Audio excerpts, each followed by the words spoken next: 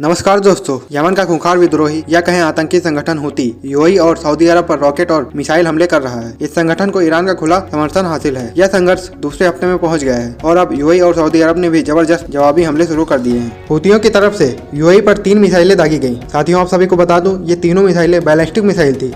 अभी तक तो हूती ड्रोन या छोटे मोटे मिसाइलों से अटैक करते थे, लेकिन अब की बार तो बैलिस्टिक मिसाइल से अटैक किया। इन तीनों मिसाइलों को यूएई ने इंटरसेप्ट करके हवा में ही तबाह कर दिया। बाद में अगर कुछ वहां नजर आया तो केवल इन मिसाइलों के टुकड़े और बाकी मलबा। इस हमले में किसी तरह का नुकसान तो नहीं हुआ, लेकिन इसके बाद बारी थी यूएई और सऊदी अरब के गठबंधन की। उसने जवाबी कार्रवाई का फैसला किया और इसके लिए अमेरिका के F-16 फाइटर जेट का इस्तेमाल किया गया। इन F-16 विमानों ने काफी ऊंचाई पर उड़ते हुए यमन में हूती विद्रोहियों के उन लॉन्च पैड की तलाश की जहाँ से यूएई और सऊदी अरब दोनों निशाना बनाया जा रहा था। और यहीं से पिछले हफ्ते किए गए ड्रोन हमले में 2 भारतीय और 1 पाकिस्तानी नागरिक की मौत हुई थी। जवाबी हमले में F-16 ने पूरा का पूरा लॉन्च पैड ही तबाह कर दिया। तो आइए जानते हैं कौन है हूती विद्रोही। शिया इस्लाम को मानने वाले हूती विद्रोही यमन के ज्यादातर हिस्सों पर इनका कब्जा है। ये इस इलाके में सुन्नी इस्लाम की विचारधारा का विरोध करते हैं। सन 2015 में यमन की राजधानी सना पर हूती विद्रोहियों ने कब्जा कर लिया था। उसके बाद वहां के राष्ट्रपति देश छोड़कर भागना पड़ा था। सऊदी अरब, यूएई जैसे कई देश सुन्नी मुसलमानों का समर्थन करते हैं। इसी वजह से वो